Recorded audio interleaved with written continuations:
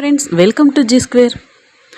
అభిమానుల గుండెల్లో నిలిచిపోయిన అద్భుతం మహానటి సావిత్రి గారు. కనుసైగతో కోటి కలలు పండించగల మహానటిమణి. సినీ జీవితంలో ఆవిడ ప్రయాణం మర్చిపోలేని ఓ మధుర జ్ఞాపకం.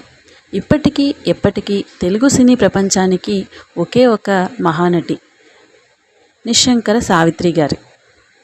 దక్షిణాది భాషల్లో వెండితెరపై వెన్నెలను కురిపించి అభినయంలో తనకు సాటి మరొకరు లేరని నిరూపించిన ఒకే ఒక్క నటి. 1949లో అవకాశం వచ్చినా ఆమె చిన్నపిల్లని ఆ పాత్రకు సరిపోదని ఆమెను ఎంపిక చేయకపోయినా ఆ తర్వాత ఆమెను వెతుక్కుంటూ ఆ అవకాశం వచ్చింది. పాతాళ భైరవి సినిమాలో నృత్యం చేసే అవకాశం అది. సావిత్రి గారికి అలా చిన్న చిన్న పాత్రలతో సినీ ప్రస్థానం ప్రారంభమైంది. ముఖ్యంగా ఆమె నటన పెళ్లి చేసి చూడు సినీ జీవితంలో ఒక మలుపుగా చెప్పవచ్చు. అయితే సావిత్రి గారిలోని అసామాన్య నటిని తెలుగు తెరకు పరిచయం చేసిన సినిమా మాత్రం దేవదాసు. పార్వతిగా సావిత్రి గారి నటన అజారమరంగా నిలిచిపోయింది.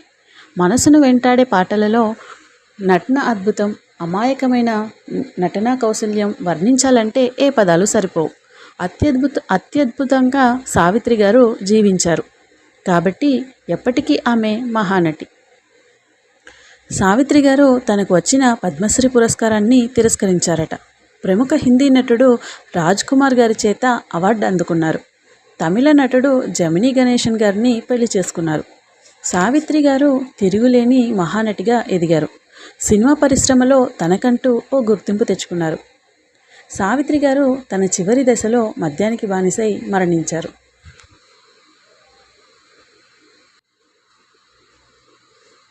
మూడు దశాబ్దాల కాలంలో సావిత్రి గారు 250 కన్నా ఎక్కువ సినిమాలే నటించారు. 1950, 60, 70లలో ఎక్కువ పారితోషికం, ఎక్కువ ప్రజాదరణ పొందిన నటీమణుల్లో సావిత్రి గారు ఒకరు. ఒకసారి సావిత్రి గారు అవకాశం కోసం ప్రయత్నించినప్పుడు ఒక సినిమాలో ఒక పాత్ర కోసం మాత్రమే అవకాశం లభించింది. కానీ డైలాగులు చేసేటప్పుడు సిగ్గుపడేవారు. హీరోలను చూసి విస్మయపోయేవారట. అదే సమయంలో తమిళ నటుడు జమినీ గణేశన్ సావిత్రి గారి యొక్క ఫోటోలను తీసుకొని 2 నెలల తర్వాత రమ్మని చెప్పి పంపారట. చేసేదేం లేక సావిత్రి గారు తిరిగి తన గ్రామానికి వెళ్ళి నాటకాలలో నటించడం ప్రారంభించారు. ఒకరోజు సావిత్రి గారి ఇంటికి ఒక వ్యక్తి సినిమా అవకాశం తీసుకొని వచ్చారు. అలా సావిత్రి గారికి సినిమా జీవితం ప్రారంభమైంది. రూపవతి, పాతాళ భైరవి సినిమాలలో చిన్న చిన్న పాత్రలను చేశారు. తర్వాత సావిత్రి గారు నటించిన పెళ్లి చేసి చూడు సినిమా కూడా విజయవంతమైంది. తర్వాత దేవదాసు, మిస్సమ్మ లాంటి బ్లాక్ బస్టర్ సినిమాల్లో నటించారు. దర్శకుడు పి చంద్రశేఖర్ రెడ్డి మాట్లాడుతూ సావిత్రి అందం, టాలెంట్ ముందు ఎవరూ పోటీ చేయలేరు అన్నారు. సావిత్రి గారు ఇతరుల సలహాలను వినేవారు కాదట. చాలా త్వరగా వివాహం చేసుకున్నారు. సావిత్రి గారు బాలీవుడ్ సినిమాలలో కూడా నటించారట. కానీ పెద్దగా సక్సెస్ కాలేదు. 1973లో చూజీ అనే ఒకే ఒక మలయాళ సినిమాలో నటించారు.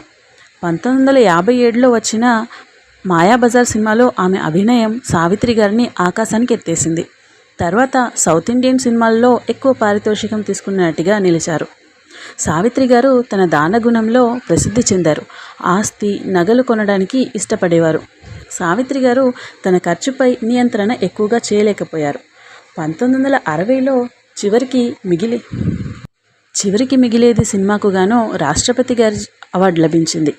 చిన్నారి పాపలు అనే సినిమాను నిర్మాతగా ఉన్నారు. ఈ సినిమా పెద్దగా విజయం సాధించలేదు. ఫలితంగా భారీ నష్టాలను చూడవలసి వచ్చింది. సావిత్రి గారు జమినీ గణేశన్ను పెళ్లి చేసుకున్నారు. జమినీ గణేశన్ కుటుంబం వారు ఈ పెళ్లికి వ్యతిరేకత తెలిపారు. ఎందుకంటే అంతకుముందే జమినీ గణేశన్కు పెళ్ళయింది. 4 కూతుర్లు కూడా ఉన్నారు. అదే సమయంలో పుష్పవల్లి అనే నటితో రిలేషన్లో ఉన్నారు. ఇవన్నీ లెక్క చేయకుండా సావిత్రి గారు పెళ్లి చేసుకుని క్రమంగా ఆర్థికంగా సావిత్రి గారు చాలా నష్టపోయారు. తన ఆర్థిక పరిస్థితిని చూసిన దాసరి నారాయణరావు గారు తను నిర్మించిన సినిమాల్లో సావిత్రి గారికి అవకాశాలను ఇచ్చారు. సావిత్రి గారి అభిమానులు ఆమె పుట్టినరోజును డిసెంబర్ 6గా జరుపుకుంటారు. మల్లెపూలు, వర్షం సావిత్రి గారికి ఇష్టమైనవి. ఆమెది ఎడమ చేతి వాటం. క్రికెట్, చదరంగం ఆటలను బాగా ఇష్టపడేవారు. చెన్నైలో క్రికెట్ మ్యాచ్ ఉంటే ఆమె తప్పక చూసేదట. వెస్టిండీస్ ప్రముఖ ఆటగాడు గ్యారీ సోబర్స్కు సావిత్రి గారు అభిమాని. ఆ రోజుల్లోనే శివాజీ గణేశన్తో పాటు తారల క్రికెట్లలో పాల్గొనేది. ఆమె వద్ద ఏనుగు దంతంతో చేసిన చదరంగం బల్ల కూడా ఉందట. సావిత్రి గారు మంచి చమత్కారి కూడా. అంతేకాదు ఇతరులను అనుకరించటంలో కూడా దిట్ట. ఆమె తన భర్త జమినీ గణేశన్ను, రేలంగి గారిని, బి సరోజాదేవిని, ఎస్వి రంగారావు గారిని ఇంకా అనేక మందిని తరచుగా అనుకరించేవారట. దాన ధర్మాల విషయంలో ఆమెది ఎముకలేని చెయ్యి.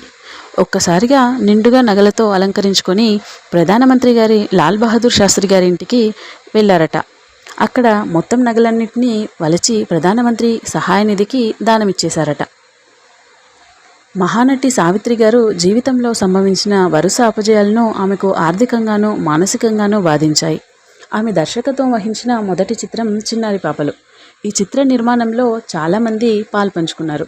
వీరి అభిప్రాయ భేదాలతో సినిమా సరిగ్గా ముందుకు సాగకపోవడంతో ఆమె సొంత ఆస్తులు అమ్మి ఈ సినిమా నిర్మాణానికి వేచించవలసి వచ్చిందట. తెలుగులో ఆమె ఘన విజయం సాధించిన మూగ మనసులు చిత్రాన్ని తమిళంలో నిర్మించి అందులో శివాజీ గణేశన్తో నటించారు. ఈ చిత్రం అపజయాన్ని ఎదుర్కొనడంతో ఆమె ఆర్థిక పతనానికి దారితీసింది. ఆర్థికంగా సమస్యలను ఎదుర్కొంటూ టీ నగర్ నుండి అన్నానగర్కు నివాసం మారిన తర్వాత ఆమె అంతిమ అంకం ముగిసిపోయింది. సావిత్రి గారు జీవిత విశేషాలతో 2018లో దర్శకుడు అశ్విన్ నాగ్ గారు తెలుగు తమిళ భాషల్లో మహానటి అనే సినిమాను రూపొందించారు. ఈ చిత్రంలో సావిత్రి గారి పాత్రలో కీర్తి సురేష్ గారు నటించారు. ఈ చిత్రానికి ప్రపంచవ్యాప్తంగా అశేష జనాదరణ లభించింది. ఈ చిత్రంలో నటించిన కీర్తి సురేష్కు జాతీయ ఉత్తమ నటి పురస్కారం లభించింది. ఫ్రెండ్స్, ఈ వీడియో మీకు నచ్చినట్లయితే లైక్ చేయండి, షేర్ చేయండి, సబ్స్క్రైబ్ చేయండి. Thank you for watching.